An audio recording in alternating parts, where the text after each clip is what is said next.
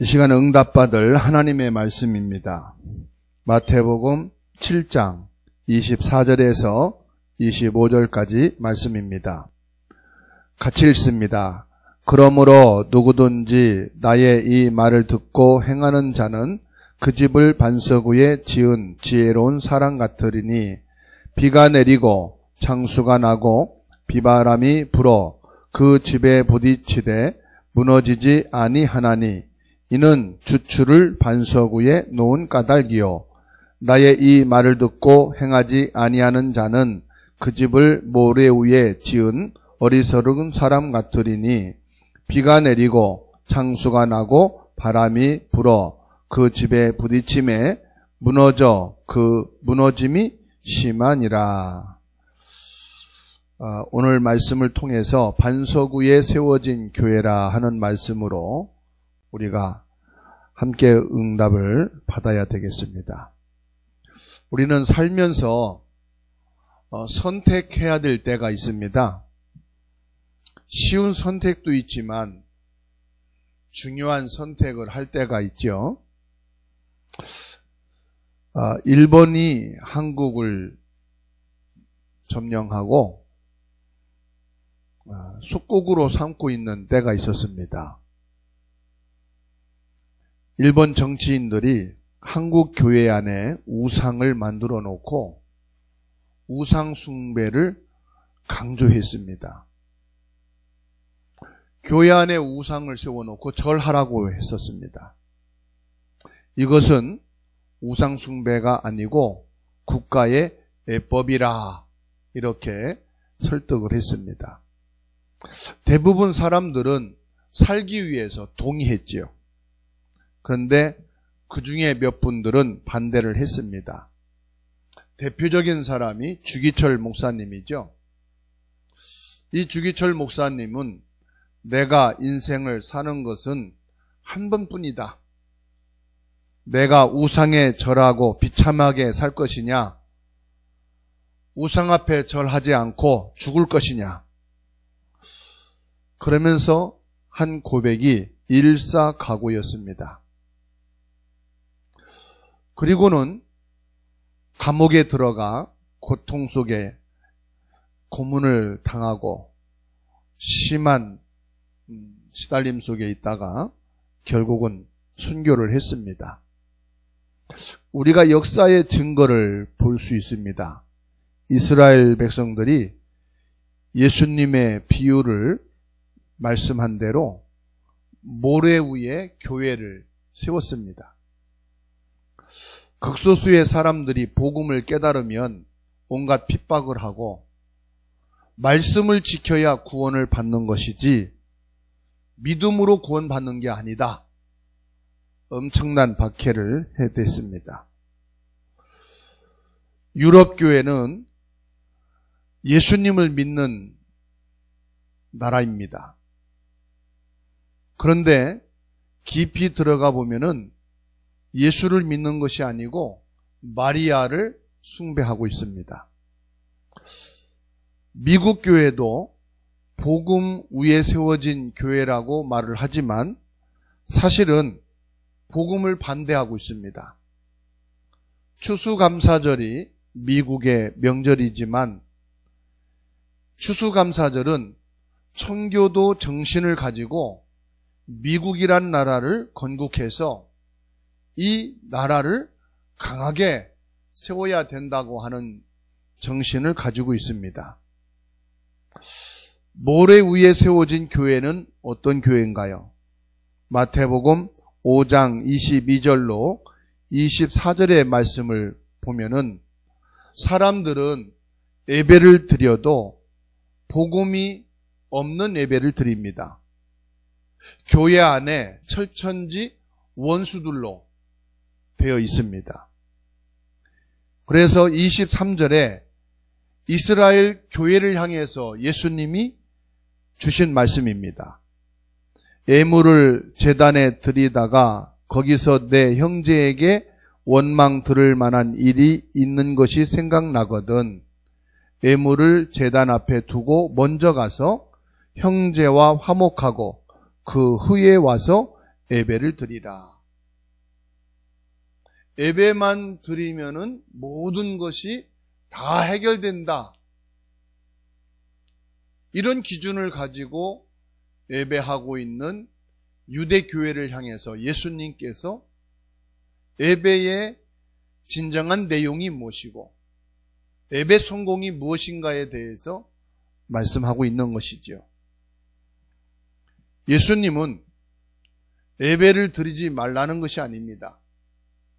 예배가 중요하기 때문에 예배만 성공해도 일주일 삶을 성공하게 되고 인생을 성공해야 되기 때문에 먼저 형제와 화해하고 와서 예배를 드리는 것이 진정한 예배요, 예배의 성공이요, 예배의 축복을 누리는 것이라 말씀한 겁니다.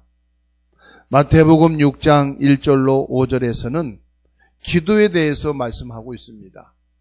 기도를 할 때에 하나님 앞에서 기도해야 하는데 사람 앞에 사람에게 보이기 위해서 기도하는 것을 말씀하고 있죠. 1절을 보면은 사람에게 보이려고 그들 앞에서 너희 의를 행하지 않도록 주의하라. 그리하지 아니하면 하늘에 계신 너희 아버지께 상을 받지 못하느니라.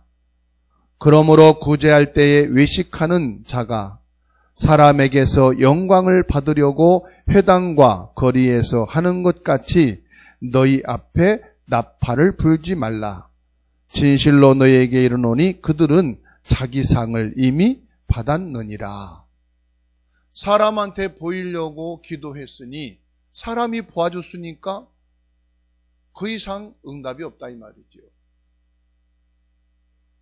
사람에게 알리기 위해서 드러내는 기도를 해서 사람에게 인정받았으니 하나님이 응답하실 게 없어졌다 이 말입니다. 우리는 기도를 하나님 앞에서 해야 된다 말씀합니다. 그리고 마태복음 7장 1절로 5절에서 말씀합니다. 나의 허물은 덮고 매일 남을 비판하는 교인들을 향해서 말씀하고 있지요. 1절에 비판을 받지 아니하려거든 비판하지 말라.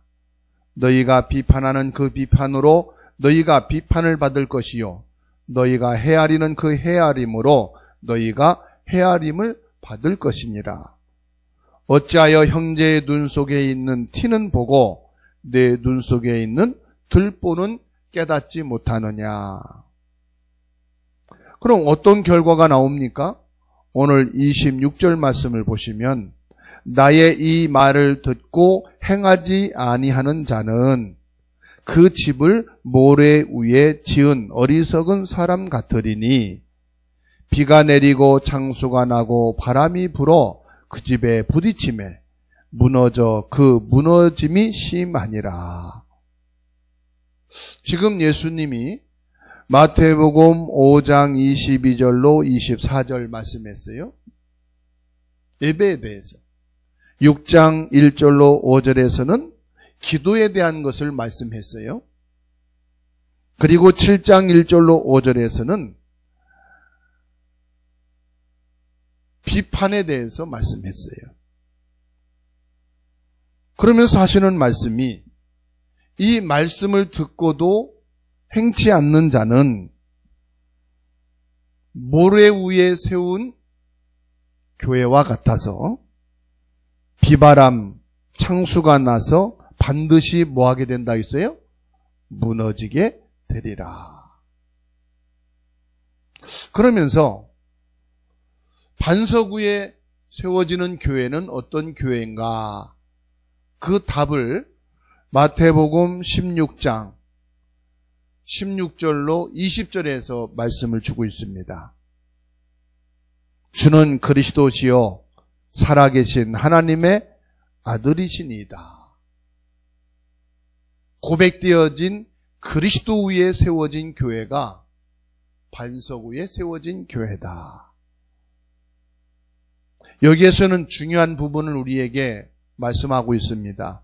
대부분 사람들이 틀리게 알고 틀리게 믿고 있다는 사실이죠. 그리스도를 엘리야와 같이 불같은 능력을 행하는 분으로 알고 있습니다. 그리고 그리스도를 에레미야처럼 눈물을 흘리고 박애주의와 같은 신앙으로 알고 있습니다. 그리고 그리스도를 세례 요한같이 정의와 사회주의를 주장하는 것으로 알고 있습니다. 그런가 하면 어떤 사람들은 그리스도를 선지자로 알고 있습니다. 그래서 예수님이 질문합니다. 너희는 나를 누구로 알고 있느냐? 여러분들은 그리스도를 무엇으로 알고 어떻게 믿고 있습니까? 주는 그리스도시요 살아계신 하나님의 아들이시니다. 그때 예수님이 바요나 시모나 내가 복이 있도다. 내 신앙 고백 위에, 내 믿음 위에 내가 내 교회를 세우리라. 그리스도 위에 세워진 교회는 음부의 권세가 이기지 못할 것이고, 그리스도에 세워진 교회는 하늘과 땅의 문을 여는 열쇠가 주어졌음을 말씀하고 있습니다. 반석 위에 지어진 교회가 되어야 할 줄로 믿습니다. 반석 위에 세워진 교회는 어떤 교회냐? 첫 번째로 복음 회복한 교회다. 여러분, 우리의 후대가 다시는 노예로 살 수 없습니다. 지금 영적으로 노예가 돼 있다 이 말이에요. 우리 후대를 전쟁터에서 죽게 할 수는 없습니다. 우리 후대가 영적인 포로로 살게 할 수는 없다 이 말씀입니다. 우리 후대를 다시는 속국으로 만들 수는 없습니다. 속국은 표시도 나지 않게 죽어가는 것입니다. 여기에서 빠져나오게 하는 것이 뭐냐? 복음 회복입니다. 우리가 복음만 회복되어지면은 노예에서, 전쟁에서, 영적인 포로에서, 속국에서 완전히 빠져나오게 되어지는 줄로 믿으시기를 바랍니다. 반석 위에 세워진 교회, 바로 저와 여러분들을 말합니다. 여러분 개인은 주는 그리스도시요 살아계신 하나님의 아들이심을 고백한 그리스도 위에 세워진 구원받은 교회요 하나님의 백성인 줄로 믿으시기를 바랍니다. 이 땅에는요 멋지고 훌륭한 교회들로 가득 차 있습니다. 마귀가 볼 때는 비웃음의 대상입니다. 아무리 멋지고 아무리 훌륭한 예배당이라 할지라도 복음이 없다면은 절간과 같습니다. 엄청나게 크게 지어놨다 할지라도 마귀가 볼 때는 모래 위에 세워진 교회입니다. 대단한 실력과 지식과 성공한 사람이라 할지라도 복음이 없다면은 모래 위에 세워진 교회입니다. 언제든지 사단은 그런 교회를 공격할 수가 있다는 사실입니다. 그래서 저와 여러분들은 복음이 회복된 교회로 세워지기를 주의 이름으로 축원합니다. 받아합시다. 나는 복음이 회복된 교회다. 사단이 10,000번 공격할지라도 여러분들은 반드시 승리하게 되어 있고 든든히 세워진 교회인 줄로 믿으시기를 축원합니다. 두 번째로 능력을 회복하는 교회입니다. 지금 다민족들이 한국에 많이 들어오고 있습니다. 그 자녀들 TCK들이 있습니다. 이들이 무엇을 가지고 옵니까?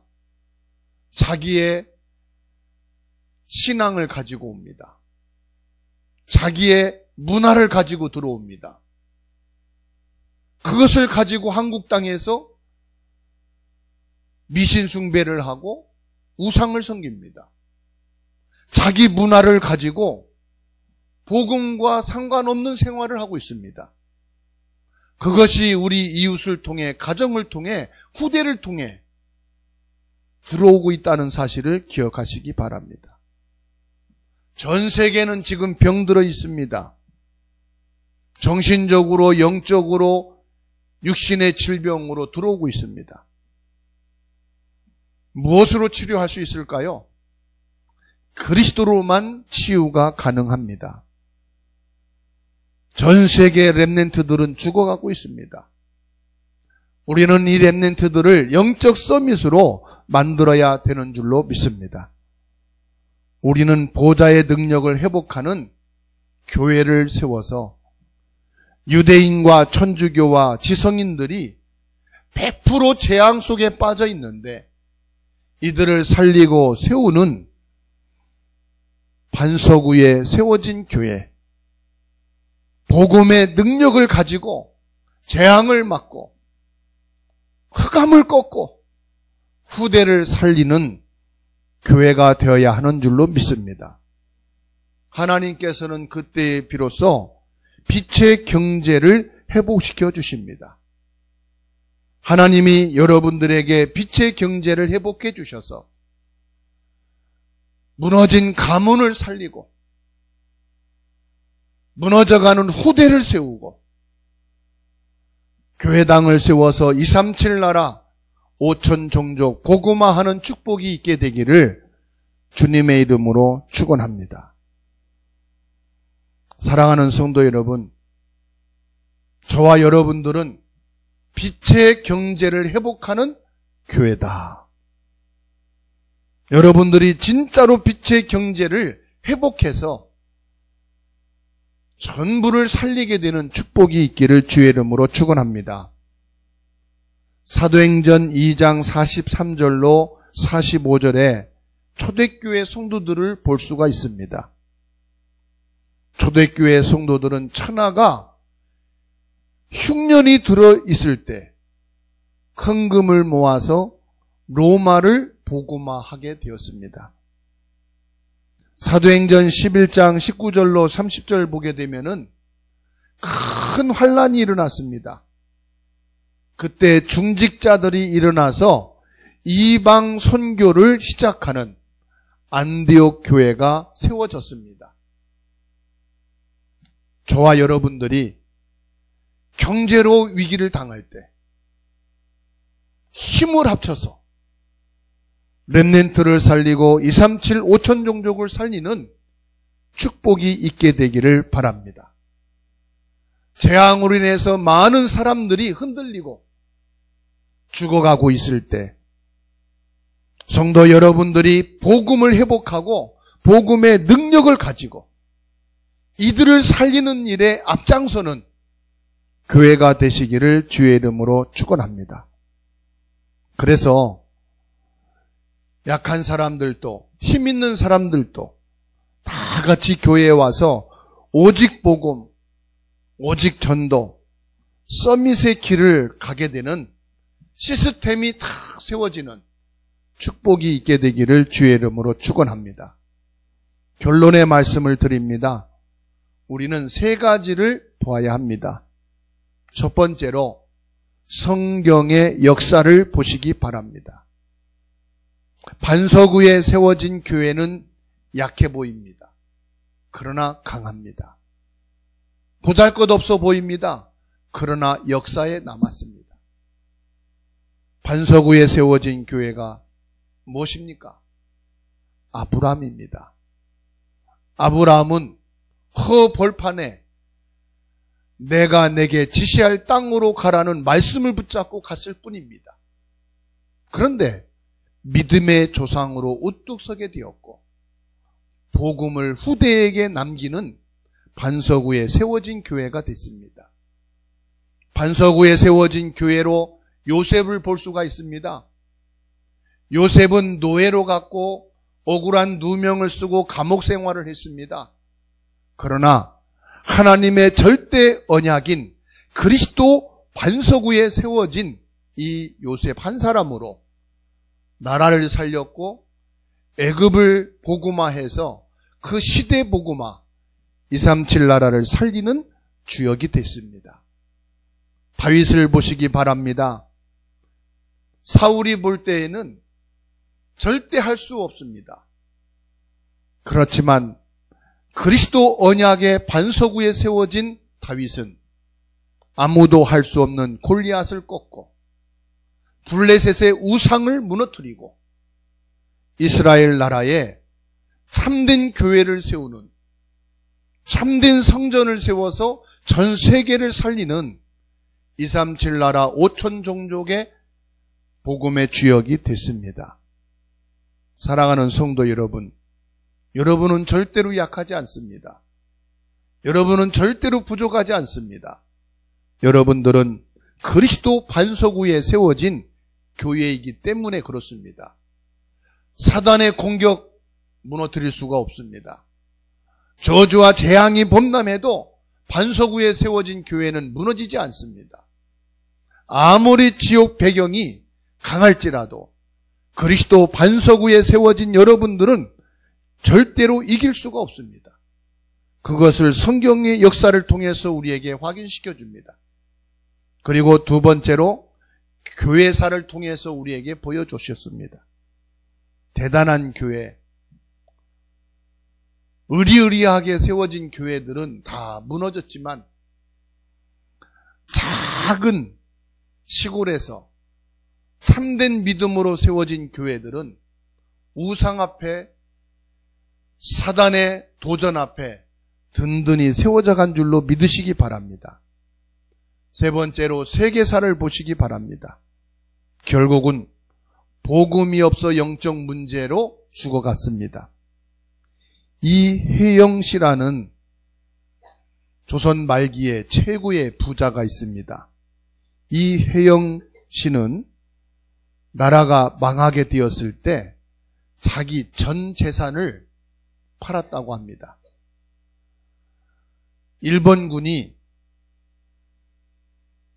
일본 정계에 들어와서 일할 수 있는 자리를 주고 벼슬을 주려고 했을 때 그것을 거부하고 전 재산을 급하게 팔아서 저 중국과 러시아로 들어가서 임시정부를 수립하고 군사를 모아 훈련을 시키고 국가를 위기에서 건져내는 중요한 독립운동을 했다고 합니다. 그 당시에 금액을 환산하면은 2조 원이 넘는 금액이라고 합니다.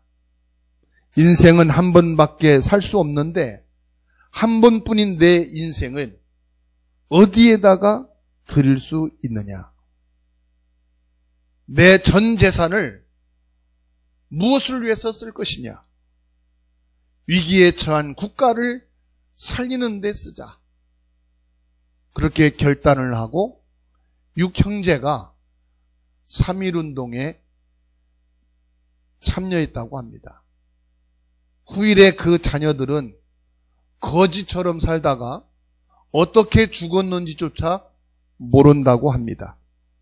그렇지만은 이 혜영 씨의 그 결단과 한 번밖에 없는 인생을 국가를 위해서, 후대를 위해서 희생한 것이 지금까지도 후대에게 기억되어 그의 무덤을 독립운동가의 무덤으로 세워놓고 후진들이 기리고 있다고 합니다. 사랑하는 성도 여러분, 한 번밖에 없는 내 인생, 진짜 하나님이 가장 원하시는 것을 알고 그 길을 가야 되는 줄로 믿습니다. 나의 마지막 한 번뿐인 인생을 어떻게 하고 갈 것이냐? 기도를 시작해 보시기 바랍니다. 나의 한 번밖에 없는 중직자의 인생을 무엇으로 하나님께 드려야 되겠는가? 기도해 보시기를 바랍니다. 오늘부터 하나님께서는 새로운 응답을 허락해 주실 줄로 믿습니다. 내 남은 인생이 반석 위에 세워진 교회로 복음을 회복한 교회, 능력을 회복하는 교회, 빛의 경제를 회복하는 교회의 축복을 주는 그리스도시요 살아계신 하나님의 아들이시니다. 이 속에서 최고의 멋지고 의미 있고 행복한 여러분 인생이 되기를 주님의 이름으로 축원합니다.